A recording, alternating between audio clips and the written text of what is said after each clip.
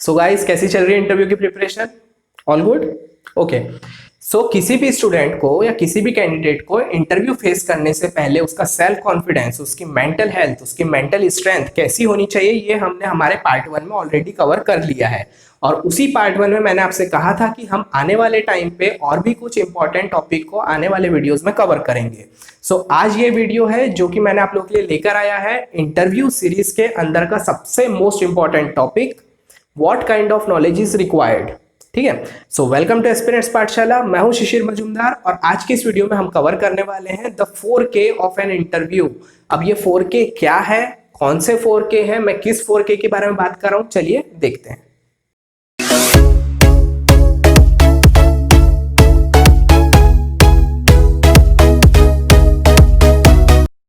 To get the more updates of this channel, click the subscribe button and press the bell icon.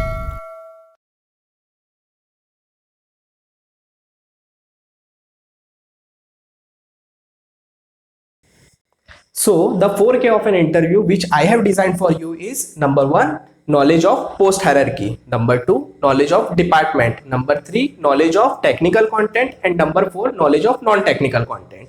मतलब कि आज का जो video है, मतलब पूरा knowledge, which kind of knowledge is required, इसको मैंने 4 पार्ट में स्प्लिट किया हूं। अब एक एक पार्ट को, मतलब एक एक के को हम डिटेल में समझते हैं। फर्स्ट ऑफ ऑल सबसे पहले के की बात करते हैं, द फर्स्ट के, नॉलेज ऑफ पोस्ट हायरार्की। तो पोस्ट की हायरार्की बहुत बेसिक है, आप सबको पता होगा, नहीं पता है तो मैं एक्सप्लेन कर देता हूं। देखो, सबसे टॉप में जो होते हैं, सबसे टॉप में होते हैं चीफ इंजीनियर, उनके नीचे होते हैं सुपरिटेंडेंट इंजीनियर, उनके नीचे होता है executive engineer, then assistant engineer, और असिस्टेंट इंजीनियर के बाद होते हैं जूनियर इंजीनियर। वही फ्लो चार्ट मैंने यहाँ पे एक्सप्लेन किया है। पहले होते हैं चीफ इंजीनियर, फिर superintendent engineer, then executive engineer, फिर होते हैं असिस्टेंट इंजीनियर और फिर होते हैं जूनियर इंजीनियर। अब क्योंकि हम 2019 की बात कर रहे हैं, 2019 का इंटरव्यू फेस कर रहे हैं, इसलिए हमारा आज का वीडियो पूरा किस पे बेस्ड होगा, 2019 के नोटिफिकेशन पे। क्लियर है यहाँ तक के? तो 2019 का जो नोटिफिकेशन था, इस नोटिफिकेशन में, या 2019 बोलो या किसी भी साल में, एमपीएससी की हम जो एग्जाम देते थे, एमपीएससी की एग्जाम जो होती है हमारी 2 ग्रुप के लिए होती है, एक होती है ग्रुप ए और एक होती है ग्रुप बी। ग्रुप ए के अंदर में आता है असिस्टेंट एग्जीक्यूटिव इंजीनियर का पोस्ट, और उसके बाद में उसी के साथ आता है AE1 की पोस्ट। AE1 मतलब असिस्टेंट इंजीनियर की पोस्ट। मुझे पता है कि ये बेसिक आपको क्लियर होगा पहले से ही, बट हम धीरे धीरे मैं इसको आपको क्लियर करते हुए चलता हूँ, लिंक करते हुए चलता हूँ। ठीक है। तो ग्रुप ए में क्या क्या बताया मैंने, AEE और AE1, और ग्रुप बी में क्या होता है, AE2 यानी assistant engineer of grade B. ठीक है, ग्रेड 2। तो ये चीज तो आपको ऑलरेडी पहले से क्लियर थी। अब इसमें एड ऑन क्या करना है, हमें एड ऑन ये करना है कि हमें प्रमोशन की स्टेज को, हमको प्रमोशन की स्टेप को समझ के जाना है। मतलब इंटरव्यू में बैठने से पहले हमारे माइंड में ये चीज पहले से क्लियर होनी चाहिए, क्या कि हम जो जिस पोस्ट के लिए इंटरव्यू फेस कर रहे हैं, मतलब फिर वो AEE हो, AE1 हो या AE2 हो, तो इस पोस्ट से एग्जीक्यूटिव इंजीनियर की पोस्ट में पहुंचने के लिए कितने साल का जॉब एक्सपीरियंस, यानी कितने साल का वर्क एक्सपीरियंस हमें लगता है। ठीक है। तो अगर मैं बात करूं AEE की, तो AEE से एग्जीक्यूटिव इंजीनियर की पोस्ट में पहुंचने के लिए आपको 4 साल लगते हैं। ठीक है, यानी 4 years of work experience. Then अगर मैं बात करूं AE1 से, तो AE1 से लेकर एग्जीक्यूटिव इंजीनियर की पोस्ट में पहुंचने के लिए आपको लगते हैं 7 से 12 साल, यानी 7 to 12 ईयर्स। ठीक है। तो ये जो 7 से 12 साल है, ये वेरी कैसे करते हैं कि ये डिपेंड करता है आपके सीनियरिटी पे। ठीक है, कि आपसे अगर सीनियर कोई है वहां पे जो आपसे पहले जॉब में लग चुके हैं, तो सीनियरिटी के बेसिस पे उन्हें फर्स्ट प्रायोरिटी उन्हें दी जाती है। नेक्स्ट जो आता है वो आता है AE2। तो AE2 से लेके अगर आपको एग्जीक्यूटिव इंजीनियर तक पहुंचने की अगर टाइम स्पेन की बात करना है, तो ये टाइम स्पेन भी होता है 7 से 12 साल। बट 7 से 12 साल आपको पहले डिप्यूटी इंजीनियर बनाया जाएगा, देन 7 से 12 साल में आपको एग्जीक्यूटिव इंजीनियर बनाया जाएगा। क्लियर है यहाँ तक के? तो दिस इज द फर्स्ट के। अब बात करते हैं हमारे सेकंड के की। सेकंड के मतलब नॉलेज ऑफ डिपार्टमेंट। तो ये देखो यार, ये बहुत इंपॉर्टेंट है। इंपॉर्टेंट क्यों है कि हमें सबसे पहले तो ये पता होना चाहिए कि हम जो इंटरव्यू दे रहे हैं वो किस डिपार्टमेंट के लिए दे रहे हैं। ठीक है। तो हम जो इंटरव्यू दे रहे हैं 2019 में, वो हमने दिया है 3 डिपार्टमेंट के लिए। ठीक है, 2019 के एग्जाम हमने दिया है 3 डिपार्टमेंट के लिए। फर्स्ट डिपार्टमेंट जो आता है वो आता है आपका वाटर रिसोर्स डिपार्टमेंट, इसी को कहा जाता है जल संपदा विभाग। ठीक है। देन पब्लिक वर्क डिपार्टमेंट, इसी को कहा जाता है बांधकाम विभाग, और soil and water conservation department, जिसे कहा जाता है सॉइल मतलब मृद और वाटर मतलब जल, जल संधारण विभाग। ठीक है। तो ये हो गया जल संपदा विभाग, ये है जल संधारण विभाग। दोनों में आप कंफ्यूज मत होना, क्योंकि ये बहुत कॉमन एक टाइप के साउंड करते हैं, इसीलिए हम जनरली इस पर कंफ्यूज हो जाते हैं। ठीक है। दिस इज जल संपदा, दिस इज जल संधारण। ठीक है। अब नोटिफिकेशन की अगर हम बात करें, क्योंकि देखो यहाँ पे हमको क्या करना है, हमको सिर्फ सब्जेक्टिव नॉलेज नहीं चाहिए, सब्जेक्टिव नॉलेज तो इंपॉर्टेंट है, बट कभी कभी क्या होता है, इतना बेसिक से हमें पूछ लेता है कि आप जिस एग्जाम के लिए इंटरव्यू दे रहे हैं, जिस पोस्ट के लिए इंटरव्यू दे रहे हैं, आपको उसके बारे में थॉरो नॉलेज तो चाहिए कि आप कौन से डिपार्टमेंट होते हैं, यानी मतलब इस साल कौन से डिपार्टमेंट थे, किस डिपार्टमेंट में कितनी पोस्ट थी। तो ये सब हमको मतलब एक आप ये बोल सकते हो कि आप अपने साथ एक वेपन ऐड करते हुए चल रहे हो सकता है कि जरूरत पड़ जाए उसकी इंटरव्यू में, ठीक है। तो ये बेसिक है, इसमें ज्यादा लोड नहीं लेना है अपने को। देखो वाटर रिसोर्स डिपार्टमेंट की अगर मैं बात करूं तो वाटर रिसोर्स डिपार्टमेंट में AEE के लिए टोटल 7 पोस्ट थी 2019, मतलब मैं 2000 पूरे वीडियो में 2019 की बात कर रहा हूं, ठीक है। तो इस साल टोटल 3 पोस्ट थी, जिसमें AEE के लिए 7 पोस्ट, AE1 के लिए 21 पोस्ट और AE2 के लिए 553 पोस्ट, ठीक है। देन पब्लिक वर्क डिपार्टमेंट की बात करें तो AEE के लिए टोटल 6 पोस्ट है, AE1 के लिए 16 पोस्ट, AE2 के लिए 264 post. Then soil and water conservation की बात करें तो यहाँ पे देखो AEE, AE1, AE2 ऐसा कुछ उसने मेंशन नहीं किया नोटिफिकेशन में, वहां पे मेंशन क्या किया है, SDO पोस्ट के लिए, ठीक है। तो यहाँ पे ग्रेड A की अगर बात करें दैट इज SDO पोस्ट, उसके लिए 84 पोस्ट। देन ग्रेड B की बात करें अगर तो उसमें है 194 पोस्ट। तो ये तो हो गई बात पोस्ट की, बट अब आपको यहाँ पे ध्यान क्या रखना है, ये तो वो चीज है जो चीज मैंने आपको बता दिया है, ठीक है। बट आपको वहां पे क्या ध्यान में रख के जाना है इंटरव्यू में, वो ये है कि इन पर्टिकुलर डिपार्टमेंट की डिटेल्स, फॉर एग्जाम्पल देके समझाता हूं कि वाटर रिसोर्स डिपार्टमेंट की अगर मैं बात करूं तो देखो जैसे वाटर रिसोर्स डिपार्टमेंट जो है, ठीक है, जल संपदा विभाग, तो जल संपदा विभाग 2004 के पहले की अगर मैं बात करूं तो 2004 के पहले इसे कहा जाता था इरिगेशन डिपार्टमेंट। हम आज भी उसको चालू भाषा में इरिगेशन डिपार्टमेंट कह देते हैं, बट 2004 के पहले उसे कहा जाता था irrigation department.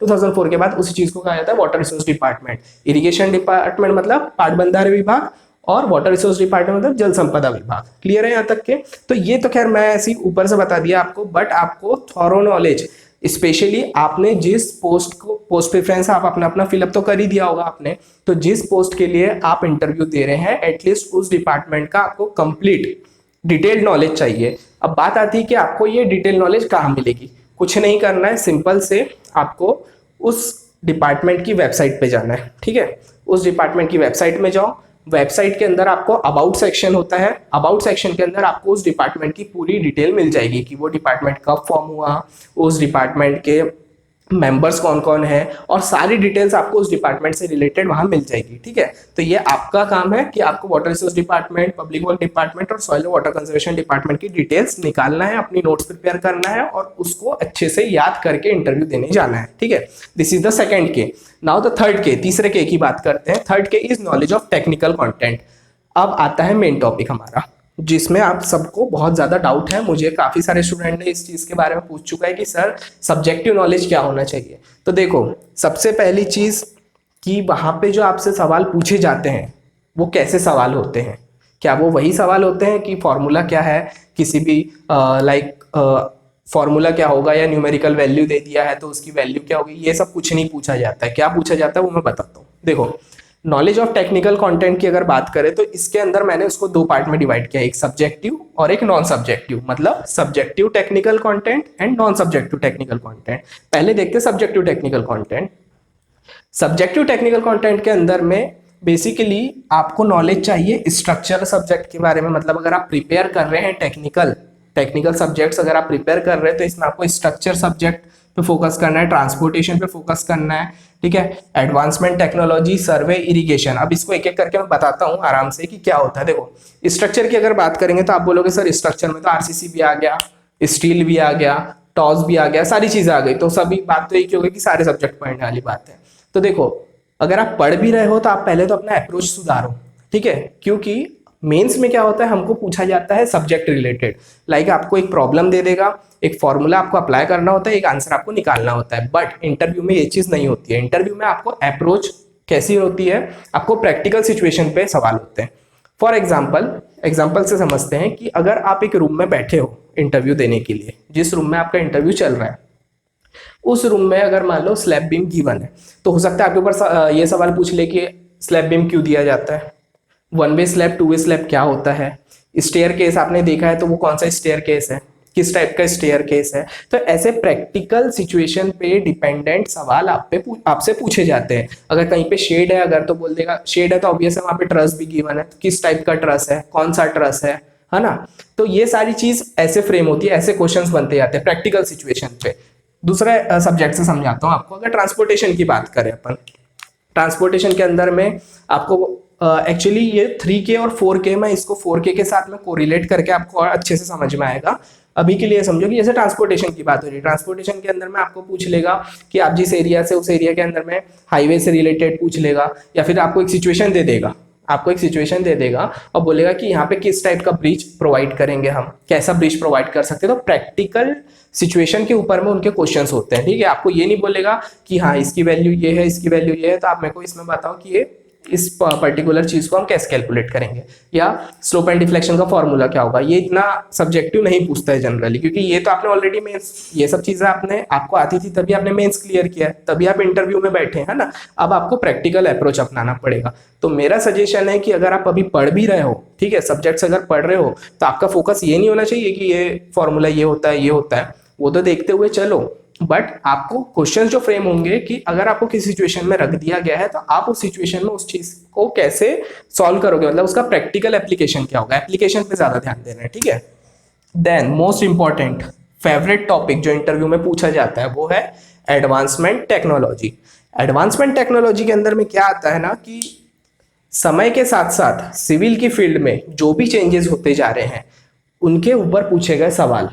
For example green building क्या होता है, इंपॉर्टेंट है ये, ग्रीन बिल्डिंग के ऊपर सवाल पूछे जाता है, क्योंकि अब वो पुराना जो हमने टेक्स्ट बुक में जो थेरेटिकल हमने नॉलेज लिया है उस नॉलेज का टाइम गया है, अब समय के साथ साथ चीजें बदल गई है, ठीक है। तो आपको पूछ सकता है ग्रीन बिल्डिंग के ऊपर सवाल, आपको पूछ सकता है लाइक छोटा सा एग्जाम्पल बेसिक लेवल में समझा रहा हूँ, ब्रिक्स की अगर बात करें, हमने पढ़ा है कि अर्दन ब्रिक क्या होता है, ब्रिक के प्रॉपर्टीज क्या होती है, ये वो सारी चीजें हमने ब्रिक्स के बारे में पढ़ा है। बट आज की तारीख में अर्दन ब्रिक को रिप्लेस कर दिया फ्लाई ऐश ब्रिक ने, तो फ्लाई ऐश ब्रिक के ऊपर सवाल पूछेगा कि क्यों फ्लाई ऐश ब्रिक प्रोवाइड किया जाता है। तो अभी जो हमारे इसमें सिविल फील्ड में जो भी ट्रेंडिंग है, जो सारी चीजें रिप्लेस हो चुकी है, नई चीजें जो जो नई नई आई हैं, ठीक है, नए रिवॉल्यूशन जो हुए, उसके ऊपर में जो सवाल है उनके पूछने के चांसेस ज्यादा होते हैं। तो आपको क्या करना है, मतलब वो सारे चीजों का नॉलेज गेन करके वहां पे जाना है।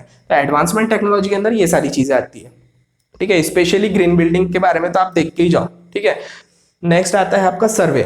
सर्वे में सवाल कैसे पूछे जाते हैं कि आपको एक आधा सिचुएशन दे देगा कि आप एक ग्राउंड में हो, ठीक है, वो ग्राउंड से लेके उस माउंटेन की हाइट इतनी है, अगर आपको वहाँ का आरएल निकालना है या वहाँ की लेवलिंग करना है, या फिर आपको बोल देगा कि आप दो माउंटेन के बीच में एक ऑब्स्टेकल है, एक रिवर है, आपको वहाँ पे लेवलिंग करना है, तो कौन सी लेवलिंग करोगे, ठीक है। तो ऐसे प्रैक्टिकल सिचुएशन के ऊपर आपको सवाल पूछे जाएंगे सर्वे से रिलेटेड। कोई भी सब्जेक्ट हो आपको प्रैक्टिकल सिचुएशन दे देगा वहां पे, ठीक है। जो 5 से 6 मेंबर्स बैठे होते हैं उनमें से एक का काम यही होता है, उनका जो मतलब बटा हुआ होता है कि उनको इस टॉपिक पे सवाल पूछना है, अगले को इस टॉपिक पे सवाल पूछना है ना। तो जो सब्जेक्टिव नॉलेज है तो आपको प्रैक्टिकल सिचुएशन के ऊपर में क्वेश्चंस पूछे जाएंगे। तो आपको अभी जो सारी चीजें आप पढ़ रहे हो, ठीक है, लाइक आईएएस कोड के अगर आप नॉर्म्स पढ़ते हो तो आईएएस कोड के नॉर्म्स तो कभी बदलेंगे क्या, नहीं बदलेंगे। तो आपको ज्यादा क्या करना है, आईएएस कोड को कवर करना है ना। कि आईएएस कोड फॉर एग्जांपल आपको ये नहीं बोलेगा सुपर एलिवेशन क्या होता है, वो तो आपको पता है सुपर एलिवेशन क्या होता है। सुपर एलिवेशन आपको पता है तभी तो आपने मेंस में उस क्वेश्चन को अटेम्प्ट किया है, मेंस क्रैक करके आप इंटरव्यू में आए। आपको क्या पूछता है वहां पे, सुपर एलिवेशन नहीं, अगर आपको बोल देगा कि सपोज आपको हिली एरिया में कोई रोड बनाना है तो आप वहां पे कितना सुपर एलिवेशन प्रोवाइड करोगे। और यही चीज हमने मेंस में क्या पढ़ा है कि हिल एरिया में सुपर एलिवेशन कितना प्रोवाइड किया जाता है, तो किया जाता है और कितना करोगे, ये बदलेगा क्या, नहीं बदलेगा। तो ऐसे ही आईएएस कोड के नॉर्म्स को भी आपको ध्यान में रखते हुए चलना है। तो आपका पढ़ने का तरीका बदलो, चीजों को याद रखने का तरीका बदलो। अब आप ये समझ के चलो कि आप इंजीनियर बन चुके हो, आप उस पोस्ट में पहुंच गए हो और अब आप वहां पे काम कर रहे हो, तो आपको सारी चीजें उस तरीके से याद रखना है, ठीक है। ये हो गया आपका सर्वे का पार्ट। देन आता है सबसे मेन इरिगेशन। अब इरिगेशन के बारे में बोलने से पहले मैं एक चीज आप लोगों को बताना चाहता हूं कि देखो क्या होता है, एक चीज कॉमन, मेजॉरिटी ऑफ स्टूडेंट्स लोग यही करते हैं कि जब उन्हें पोस्ट प्रेफरेंस भरने को कहा जाता है, ठीक है, जो अभी 7 तारीख तक के जो आई थिंक डेट एंड हो गई है उसकी, तो पोस्ट प्रेफरेंस जो आपको फिलअप करने कहा जाता है, तो मेजॉरिटी ऑफ स्टूडेंट्स क्या करते हैं, इरिगेशन डिपार्टमेंट मतलब वाटर रिसोर्स डिपार्टमेंट पे अपनी फर्स्ट प्रायोरिटी फिलअप करते हैं, क्योंकि हर कोई चाहता है कि यार इस पॉइंट पे आने के बाद में थोड़ा सेफ प्ले करते हैं, रिस्क नहीं लेते हैं, सेफ प्ले करते हैं। और ये चीज़ आपको हमेशा देखने मिलेगी, ठीक है, कि वाटर रिसोर्स डिपार्टमेंट के अंदर AE2 की पोस्ट सबसे ज़्यादा होती है मोस्ट ऑफ द केस में। 2020 की बात नहीं करूंगा, 2020 में PWD डिपार्टमेंट में ज़्यादा पोस्ट है, क्या 2020 की बात अपन 2020 में करेंगे, ठीक है। अभी 2019 की बात करते हैं, तो 19 में अगर आप देखोगे, देखो AE2 में वाटर रिसोर्स डिपार्टमेंट की 553 पोस्ट, पब्लिक वर्क डिपार्टमेंट में 264 पोस्ट और सॉइल एंड वाटर कंजर्वेशन में 194 पोस्ट। तो ज्यादा पोस्ट हमेशा आपको ये चीज कॉमन देखने मिलेगा कि वाटर रिसोर्स डिपार्टमेंट के AE2 की पोस्ट ज्यादा होती है। और यही रीजन है कि बच्चे लोग सेफ प्ले करने के लिए क्या करते हैं, ज्यादा से ज्यादा अपनी प्रायोरिटी वो AE2 की पोस्ट को फिलअप करते हैं फर्स्ट प्रायोरिटी में। अब सवाल जो पूछे जाते हैं, ठीक है, जो इंटरव्यूअर है वो सवाल किससे पूछता है, आपकी फर्स्ट प्रायोरिटी आपने जो फिलअप किया है उससे रिलेटेड, उस डिपार्टमेंट से रिलेटेड आपसे सवाल पूछे जाते हैं। तो ऑब्वियस है कि हर कोई क्या कर रहा है, इरिगेशन से रिलेटेड भर रहा है प्रायोरिटी, तो उनके मेजोरिटी ऑफ क्वेश्चंस क्या होंगे, इरिगेशन पे पूछेंगे, ऑब्वियस सी चीज है। तो उनको क्या देखना है स्टूडेंट का, कि देखो उनको पता है कि इस बच्चे को डेप्थ ऑफ नॉलेज है, नॉलेज की डेप्थ है इसके पास में, लेकिन वो ऐसे सिचुएशन को कैसे टैकल करता है, उनका एम ये होता है, ठीक है। तो इरिगेशन के अंदर में बहुत इंपॉर्टेंट हो जाता है कि आपको इरिगेशन के कॉन्सेप्ट्स अच्छे से मतलब पता होने चाहिए, क्योंकि वहाँ पे ज़्यादातर सवाल अगर आपने फर्स्ट प्रायोरिटी इरिगेशन को दिया है तो वहाँ पे आपके ऊपर सवाल भी ज़्यादातर चांसेस होंगे कि इरिगेशन के ऊपर पूछे जाए, ठीक है। अब इरिगेशन के अंदर में आपको कैसे ध्यान में रखना है, आपको डेल्टा क्या होता है, डेल्टा का फॉर्मूला क्या होता है, ये सारी चीज़ें नहीं है, ठीक है। आपको ध्यान क्या रखना है, डैम प्रैक्टिकली समझना है कि डैम क्या होता है, कितने टाइप का होता है, कौन सा डैम होता है, ग्रेविटी क्या होता है, अर्दन डैम क्या होता है, ठीक है। डैम से रिलेटेड, कैनल से रिलेटेड, क्योंकि बेसिकली आपको इरिगेशन डिपार्टमेंट में जाने का यही सारी चीज़ों पे काम करना है, कहीं पे डैम बनाना है, कहीं पे कैनल डिजाइन करना है, तो कैसे डिजाइन होता है, कितनी थेरीज है, किस थेरी के अंदर क्या है, तो ये प्रैक्टिकल अप्रोच आपको रखना पड़ेगा, ठीक है। तो इरिगेशन बहुत इंपॉर्टेंट रोल प्ले करेगा इंटरव्यू में, अगर आपने वाटर रिसोर्स डिपार्टमेंट अपनी प्रायोरिटी फिलअप किया है, ठीक है। ये हो गया आपका सब्जेक्टिव नॉलेज। तो मैंने आपको एक ऊपर से गाइडलाइन दे दिया है कि एक आइडिया आपको हो गया कि किस तरीके से आपको सब्जेक्ट को प्रिपेयर करते हुए चलना है। नेक्स्ट जो आता है वो आता है आपका नॉन सब्जेक्टिव, ठीक है। Non subjective technical content, non subjective technical content के अंदर में क्या आएगा, देखो सबसे फर्स्ट ऑफ ऑल इसको तो मैं बोलता हूँ आप रट लो अच्छे से, ठीक है। रट लो क्यों बोल रहा हूँ, क्योंकि देखो बहुत सारे स्टूडेंट ऐसे हैं, क्योंकि हम जब इंजीनियरिंग में होते हैं तो उतने सीरियस नहीं होते पढ़ाई को लेके, ठीक है। और फाइनल ईयर का प्रोजेक्ट कैसा होता है ये सबको पता है, मुझे भी पता है, आपको भी पता है, और हम उसको कैसे करते हैं ये भी पता है, तो उस पर ज़्यादा बात नहीं करेंगे। जो हो गया है वो हो गया है, थीसिस हर किसी ने बनाया है, उस थीसिस को रट लो अच्छे तरीके से। क्वेश्चन कैसे होते हैं, देखो इसके ऊपर क्वेश्चन पूछे जाते हैं, क्यों, क्योंकि ये चीज़ हर कोई अपने रेज्यूमे में फिलअप करता है कि उसका फाइनल ईयर का प्रोजेक्ट क्या था, फिर वो BE किया हो या ME किया हो, तो उसका फाइनल ईयर का प्रोजेक्ट क्या था। तो एम क्या होता है बेसिकली, उसके ऊपर सवाल जो पूछता है इंटरव्यूअर, उसको थोड़ी लेना देना है कि आपने जो प्रोजेक्ट किया वो थोड़ी आपको उस प्रोजेक्ट से रिलेटेड आपको जज करेगा। आपका प्रोजेक्ट हो सकता है एनवायरमेंट में होगा, आपने प्रायोरिटी भरा है PWD डिपार्टमेंट की, एक बता रहा हूँ बात, है ना। तो आपको यहाँ पे क्या करना है कि आपका फाइनल ईयर प्रोजेक्ट जो कोई भी प्रोजेक्ट हो, आपको उसमें इंटरव्यूअर क्या एक्सपेक्ट करता है आपसे, वो ये देखना चाहता है कि आपका इन्वॉल्वमेंट कितना था उस प्रोजेक्ट में।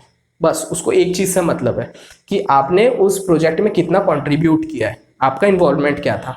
तो आपको ध्यान में ये रखना है कि जो भी आपका BE का प्रोजेक्ट था उसकी थीसिस पकड़ो, उसको अच्छे से रट लो, समझ लो कि क्या थी।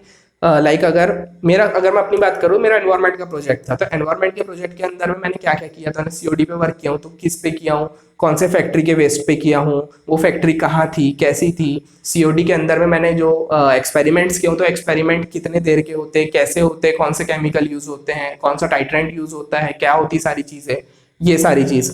नेक्स्ट, ऐसा कभी नहीं होगा कि आपका कोई भी प्रोजेक्ट बिना किसी कॉम्प्लिकेशन के कंप्लीट हो जाए, हर किसी के इस प्रोजेक्ट में कुछ ना कुछ कॉम्प्लिकेशन होते हैं, और आपसे वो इंटरव्यूअर इस पे एक सवाल पूछेगा ही पूछेगा कि आपको इस प्रोजेक्ट के दौरान कैसे किस टाइप के कॉम्प्लिकेशंस आए हैं, ठीक है।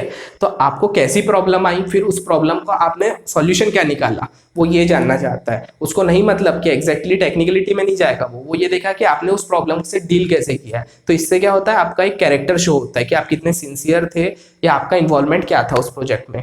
तो सजेशन ये है कि BE के प्रोजेक्ट को एकदम थॉरो स्टडी कर लो, उसका थॉरो नॉलेज आपको होना चाहिए, ठीक है। तो ये हो गया BE के प्रोजेक्ट में। अब मैं बात करूंगा उन स्टूडेंट्स के बारे में जिन्होंने कुछ साल जॉब भी किया है, ठीक है, जिनके पास कुछ ना कुछ वर्क एक्सपीरियंस है, उनके रेज्यूमे में सारी चीज तो ऑलरेडी मेंशन है। तो नेक्स्ट आता है आपका प्रीवियस जॉब, यानी आपने जो जॉब किया है उस जॉब का एक्सपीरियंस आपको क्या है, लाइक आपका जॉब रोल क्या था, साइट इंजीनियर थे, क्या थे, तो आपका जॉब रोल क्या था। नेक्स्ट आता है कि उस जॉब रोल के अंदर आपको किस टाइप के कॉम्प्लिकेशन आए, आपका फीडबैक क्या है उस जॉब को लेके, ये सारी चीजें जो है मतलब जॉब से रिलेटेड सारी टेक्निकलिटी वो सब आती है आपके इस पॉइंट के अंदर में। तो आपको ये सारी चीजें कवर करना बहुत ज्यादा इंपॉर्टेंट है, ठीक है। नेक्स्ट आता है आपका सर्टिफिकेशन। अब हर कोई अपने रेज्यूमे में सर्टिफिकेट भी सबमिट करता है। सर्टिफिकेट के अंदर में क्या होता है, देखो सिविल वाला है, दो चीज जरूर करेगा यार, ठीक है। पहला होता है ऑटोकैड, दूसरा होता है स्टैट प्रो, ये कॉमन है। और सबसे मजे की बात, ये चीज कब करते हैं हम, ये चीज हम करते हैं हमारे थर्ड ईयर में, ठीक है। तो थर्ड ईयर में जब हम ये चीज करते हैं तो थर्ड ईयर में क्या हो जाता है कि ऑटोकैड स्टैट प्रो कर लिए, रख दिए, सर्टिफिकेशन किया हुआ है। बट जब हम कहीं पे भी इंटरव्यू देने जाते हैं तो वो सर्टिफिकेट हम दिखाते हैं, और उस थर्ड ईयर से लेके अब तक का जो गैप है वो काफी लंबा गैप होता है, और इस लंबे गैप में हम उस चीज के टच में नहीं होते, तो हम बहुत सी चीजों को स्किप कर देते हैं। तो आपको ये नहीं करना है, आपको at least theoretical knowledge, practical work आपने शायद नहीं किया होगा उस प्रोजेक्ट पे, अगर आपने थेरेटिकल नॉलेज भी ले रखा है, लाइक ऑटोकैड की कौन सी कमांड कैसी होती है, बेसिक है ऑटोकैड तो सिविल वालों के लिए, ठीक है। और अब धीरे धीरे क्या हो रहा है कि काम करने का तरीका बदल रहा है डिपार्टमेंट का, हर कोई सॉफ्टवेयर पे शिफ्ट होते जा रहा है, ठीक है। अभी तो आपको MSc IT भी मांगा है इंटरव्यू के लिए, तो आपको MSc IT से रिलेटेड नॉलेज भी होना चाहिए। तो ये सिर्फ डॉक्यूमेंट्स जो आपको मांगा है, ये सारा क्राइटेरिया रखा है, ये ऐसे ही नहीं रख दिए कि आपको आना चाहिए, आपको इसके ऊपर में सवाल भी पूछे जाएंगे, तो आपको ये भी ध्यान में रखना है, ठीक है। सर्टिफिकेशंस के बारे में कि आपने जो भी किया है उसके बारे में आपको नॉलेज होना चाहिए। नेक्स्ट आता है इंटर्नशिप। तो देखो फोर्थ ईयर फाइनल ईयर जो होता है हमारा इंजीनियरिंग का, उसमें हमको इंटर्नशिप के लिए भेजा जाता है। तो इंटर्नशिप के लिए आप कहाँ गए थे, ठीक है। अगर आप हाईवे पे काम किए तो वो हाईवे कौन सा हाईवे है, नेशनल हाईवे है तो नेशनल हाईवे का नंबर क्या है, कहाँ से चालू होता है, कहाँ खत्म होता है, किस कंपनी ने किया, कितने दिन का था, है ना। अब मतलब ये तो हो गया बैकग्राउंड। उसका टेक्निकलिटी पे जाओगे तो वहाँ पे कौन सा बिटुमेन यूज हुआ, कौन सा ग्रेड यूज हुआ, कॉन्क्रीट क्या था, मतलब सारी चीजें आपको उस इंटर्नशिप के दौरान, तभी तो समझ में आएगा कि आप इंटर्नशिप में सीरियस थे नहीं थे, ठीक है। मतलब ये हुआ कि रेज्यूमे में आपने जितने भी सारे पॉइंट्स वहां पे मेंशन किए हो वो सारी चीजों के बारे में डिटेल नॉलेज होना चाहिए, या तो फिर करो ही मत वहां पे, मतलब सामने वाले को ऑप्शन ही मत दो कि उसको पता चले कि आपको ये आता है। बट ये जनरली नहीं करेगा ना, आदमी के पास अगर एक्सपीरियंस है तो वो क्यों नहीं बताएगा कि मैंने इस चीज पे काम किया। तो उस चीज के लिए रेडी रहो कि उस पर क्वेश्चन फ्रेम हो सकते हैं, ठीक है। तो ये हो गया आपका non subjective technical content. Next 4K, ठीक है। नेक्स्ट जो के है वो है फोर्थ के क्या बोलता है, knowledge about non technical content. Non technical content के अंदर में भी मैंने दो पार्ट में स्प्लिट किया है। पहला पार्ट आता है आपका जनरल अवेयरनेस, ठीक है। तो नॉन टेक्निकल, ये तो हो गया टेक्निकल पार्ट। अब नॉन टेक्निकल में आपको जनरल अवेयरनेस, जनरल अवेयरनेस बहुत इंपॉर्टेंट है। जितना आपका सब्जेक्टिव हो सकता है आपका थोड़ा वीक हो जाए, तो आपके पास में ये लिबर्टी है कि आपने मेंस तो ऑलरेडी वहां पे क्वालिफाई किए हो, तो ठीक है, मुझे पता है कि आपको आता है चीजें, हो सकता है कि अभी नहीं आ रहा है बट आपको उस चीजों के बारे में नॉलेज है। बट जनरल अवेयरनेस एक ऐसा पार्ट है जो कि बहुत इंपॉर्टेंट, ये आपका कैरेक्टर शो करता है कि आप कितने अवेयर हो। अभी राइट नाउ जो सिचुएशन चल रही है इसमें तो और ज्यादा इंपॉर्टेंट है कि आप कितने अवेयर हो, ठीक है, चीजों को लेके। तो जनरल अवेयरनेस के अंदर आपको क्या क्या ध्यान में रखना है वो समझ लेते हैं। इसके अंदर फर्स्ट ऑफ ऑल आपको ध्यान रखना है नेशनल इशू, ठीक है, कि देश में क्या चल रहा है। नेशनल इशू मैं बताऊंगा एग्जाम्पल के साथ। नेशनल इशू, देन आता है इंटरनेशनल इशू, ठीक है, इंटरनेशनल लेवल पे क्या हो रहा है, ठीक है। लाइक नेशनल इशू का एग्जांपल अभी दे देता हूँ। नेशनल इशू की अगर मैं बात करूँ तो अभी कुछ दिन पहले, 2 या 3 दिन पहले एजुकेशन पॉलिसी अनाउंस हुई है। तो ये नई एजुकेशन पॉलिसी क्या है, ये मत समझो कि आप सिविल इंजीनियरिंग की जॉब के लिए जा रहे हो, सिविल इंजीनियरिंग से रिलेटेड ही आपको पूछा जाएगा, ऐसा कुछ नहीं है। नया एजुकेशन पॉलिसी, और ये बहुत बड़ा इंपॉर्टेंट पॉइंट है क्योंकि ये ऐसा नहीं है कि ये हर 2 साल में चेंज होते रहता है ना। ये बहुत बड़ी चीज़ है कि एजुकेशन सिस्टम चेंज हुआ है पेंडेमिक के चलते, तो ये बहुत इंपॉर्टेंट रोल प्ले करेगा। नई वाली एजुकेशन पॉलिसी कैसी है, क्या है, आपको आइडिया होनी चाहिए, ठीक है। तो नेशनल इशू जैसे देश में होने वाली चीज़ होगी। नेक्स्ट हो गया इंटरनेशनल इशू। इंटरनेशनल इशू में अभी आप देख रहे हो कि पिछले 1 महीने से क्या चल रहा है इंटरनेशनल इशू में। अब आप बोलोगे कोरोना, कोरोना तो चल ही रहा है, कोरोना को छोड़ दो अभी साइड में, ठीक है। कोरोना के बारे में बताता हूँ कि क्या कैसे क्वेश्चन आ सकते हैं। इंटरनेशनल इशू के बारे में अगर मैं बताऊँ तो इंडिया और चाइना के रिलेशन कैसे चल रहे हैं, है ना। बॉर्डर पे काफी डिस्टर्बेंस चल रही, तो इंडिया चाइना के रिलेशन, तो आपको ये नहीं पूछेगा कि राफेल आया तो राफेल की डील कितने में हुई, या ये सारी चीजें नहीं पूछेगा, आपको स्टेट्स पे नहीं जाएगा। आपसे ये पूछ सकता है, अगर मैं इंटरव्यूअर हूं तो मैं क्या पूछूंगा आपसे कि आपको क्या लगता है कि इंडिया और चाइना के बीच जो रिलेशन चल रहे हैं, ये जो डिस्टर्बेंस चल रहा है, इसको कैसे हम नॉर्मल कर सकते हैं, कौन से स्टेप उठा सकते हैं। ये सवाल पूछने के पीछे रीजन क्या होगा, देखो उन्हें आपका ओपिनियन समझना है कि आप डिग्री के हिसाब से तो, आप एग्जाम के हिसाब से तो इंजीनियर बन गए हो, बट क्या आपके अंदर उतनी कैपेबिलिटी है, आप उस तरीके से सोचते हो क्या? क्योंकि अब आप क्या हो गए, आप गवर्नमेंट के एम्प्लॉय बन चुके हो, तो एम्प्लॉय बने हो तो आपको उस तरीके से सोचना भी पड़ेगा। तो आपका वे ऑफ थिंकिंग क्या है, आपका ओपिनियन क्या है, ठीक है, ये जो रिलेशन चल रहा है इंडिया और चाइना के बीच, तो ये आपसे पूछ सकता है। तो वहां पे उनका एक्सपेक्ट ये नहीं रहेगा कि आप क्या बोल रहे हो, आपको सही बोलना है, आपको गलत, कुछ भी बोलो बट बोलो वहां पे, ठीक है, अपना ओपिनियन रखो, ये ज्यादा इंपॉर्टेंट है। तो इंटरनेशनल इशू ये हो गया, स्टेट अफेयर कि आपकी स्टेट में क्या चल रहा है। अब महाराष्ट्र की एग्जाम है तो महाराष्ट्र के अंदर क्या क्या चीजें चल रही है, ये इसके बारे में पता रहना चाहिए। देन नेक्स्ट आता है ट्रेंडिंग टॉपिक। अब ट्रेंडिंग टॉपिक का मतलब ये नहीं होता है कि विनोद कौन है, ठीक है। ट्रेंडिंग टॉपिक का मतलब ये होता है कि अभी ट्रेंड में क्या है, क्या है, कोरोना है। तो कोरोना के चलते क्या हो रही है, तो आपको ये नहीं बोलेगा कि महाराष्ट्र में कितने रिकवरी रेट है या महाराष्ट्र में कितने लोगों की डेथ हुई है, ये सारी चीजें नहीं पूछेगा। कोरोना से रिलेटेड अगर मैं इंटरव्यूअर हूं तो मैं आपसे क्या सवाल कर सकता हूं, मैं ये नहीं पूछूंगा कि कोविड-19 का फुल फॉर्म बताओ, ठीक है। मैं आपसे क्या पूछ सकता हूं, अब देखो जो हो गया है वो हो गया है, अब क्या होने वाला है, आने वाले महीने 2 महीनों में क्या होने वाला है। होने ये वाला है मेडिसिन आएगी। अब मेडिसिन आएगी तो इसको पूरे नेशन में कैसे डिस्ट्रीब्यूट करें, कैसा चैन बनाए कि मेडिसिन आके हर छोटे कस्बे तक, हर एक इंसान तक, हर एक इंडिविजुअल तक के वो मेडिसिन पहुंचे। अगर मैं आपसे पूछता हूँ ये सवाल कि आपका क्या इनपुट रहेगा इस चीज में, कि अगर मुझे उस मेडिसिन को वहां तक पहुंचाना है तो आपके हिसाब से क्या मेथड, क्या तरीका हम यूज कर सकते हैं, आपका ओपिनियन जानना है, ठीक है। तो आप मुझे कमेंट सेक्शन में बताओ ये चीज़, है ना। जो भी मेरे सवाल हैं अगर आपको लगता है उस चीज़ को कमेंट सेक्शन में मुझे बताओ कि हम कैसे उसको डिस्ट्रीब्यूट कर सकते हैं। यहाँ से आपका कैरेक्टर शो होता है कि आप कितने ज़्यादा सिंसियर हो ये सब मैटर को लेके। तो इस तरीके से आपको अपनी अप्रोच रखना है, आपको अपना वे ऑफ थिंकिंग चेंज करना है, ठीक है। तो ये हो गया आपका ट्रेंडिंग टॉपिक। तो इस तरीके से आपको ये पॉइंट्स को कवर करते हुए चलना है, आपके लिए हेल्पफुल रहेगा, ठीक है। हो सकता है कि वो ना पूछे, ये भी हो सकता है कि वो ना पूछे, लेकिन ये चीज़ आपका सेल्फ कॉन्फिडेंस, आपकी पर्सनालिटी को इंप्रूव करता है कि 4 लोगों के बीच आपके अंदर में, अगर आप पढ़े हो, आप इसके बारे में अवेयर हो, तो आपके अंदर में इतना कॉन्फिडेंस रहेगा कि 4 लोग के बीच खड़े होकर आप डिस्कस कर सकें। सेकेंड चीज़, इनके बारे में डिटेल्ड नॉलेज बिल्कुल कोई एक्सपेक्ट नहीं करता है, लेकिन इतना नॉलेज हो कि आप एटलीस्ट डिस्कस कर सको, ठीक है, कि कौन सी चीज़ क्या होती है, कैसे होती है, ये लाइक दैट। नेक्स्ट होता है नेटिव प्लेस। नेक्स्ट पार्ट जो है वो है नेटिव प्लेस। नेटिव प्लेस मतलब जहां से मैं हूँ। फॉर एग्जाम्पल से समझते हैं, मैं हूँ गोंदिया से, क्लियर है। अब गोंदिया के अंदर में कौन से ऐसे प्रोजेक्ट है जो कि कंप्लीट हो चुके हैं, ठीक है, जिसको जो फेमस है, जो कि कंप्लीट हो चुके हैं, या ऑनगोइंग प्रोजेक्ट कौन से हैं, गोंदिया के आसपास में कौन से ऑनगोइंग प्रोजेक्ट है, गोंदिया किस चीज के लिए फेमस है, ठीक है। एग्जाम्पल अगर मैं दूं तो गोंदिया को कहा जाता है तांदुल नगरी, ठीक है, राइस सिटी। तो rice city, Gondia is a rice city. तो बेसिक है कि यहाँ पे क्रॉप प्रोडक्शन कौन सा होगा, क्रॉप प्रोडक्शन यहाँ पे क्या होगा, मेजोरिटी में राइस होगा। अब ये राइस बाहर, आप यकीन करोगे या नहीं करोगे मुझे पता नहीं, बट यहाँ से जो राइस है, ये राइस बाहर की कंट्रीज में भी एक्सपोर्ट किया जाता है, ठीक है। तो कहाँ एक्सपोर्ट किया जाता है, कितना एक्सपोर्ट किया जाता है, कितना क्रॉप प्रोडक्शन है, यहाँ का एरिया कितना है, यहाँ का पॉपुलेशन कितना है, ठीक है। देन ये पूछ सकता है कि इस जिले के अंदर में कौन से गांव, या सारी चीजें, मतलब डिटेल, यहाँ की डेमोग्राफिक सारी चीजें डिटेल वो पूछ सकता है। देन सबसे मेन, क्योंकि ये विदर्भ जोन है तो विदर्भ के अंदर में मैक्सिमम क्या है, डैम है, कैनल है। अब मैं इरिगेशन डिपार्टमेंट के लिए अगर मेरी प्रायोरिटी भरा हूँ तो ऑब्वियस है मेरे को सवाल इरिगेशन से पूछेगा, तो मेरे को ये पूछ लेगा। मैंने आपसे कहा था कि मैं 3rd के और 4th के को कोरिलेट करके बताऊंगा, ठीक है। तो अब जैसे मैं बता दिया कि मैं गोंदिया से हूँ, तो मुझ पे इरिगेशन से रिलेटेड कैसे सवाल पूछे जाएंगे कि आपके एरिया में कौन से डैम है, कौन से कैनल है। तो मुझे पता है कि यहाँ पे चुलबन डैम है, यहाँ पे पुजारी टोला डैम है, यहाँ पे कालीसरा डैम है। किस डैम, कौन सा डैम कौन सा है, मतलब अर्धन डैम है, ग्रेविटी डैम है, कैसा डैम है, वहाँ का स्टोरेज क्या है, किस रिवर पे वो डैम बना है, वो रिवर कौन सी है, कहाँ से जाती है। तो ये सारी डिटेल मेरे को एटलीस्ट मेरे एरिया की पता रहनी चाहिए, वैसे आपको आपके एरिया की, ठीक है। अगर यहीं पे अगर मैं बात करूँ स्ट्रक्चर से रिलेटेड, स्ट्रक्चर क्या हो गया, सब्जेक्टिव, तो देखो इसको कैसे कोरिलेट करेगा। अब स्ट्रक्चर की बात करेंगे, गोंदिया से पास में क्या है, अराउंड 200 किलोमीटर्स नागपुर, ठीक है। नागपुर बड़ी जगह है, तो नागपुर में क्या है स्ट्रक्चर, नागपुर में स्ट्रक्चर है आपका जैसे रामझूला।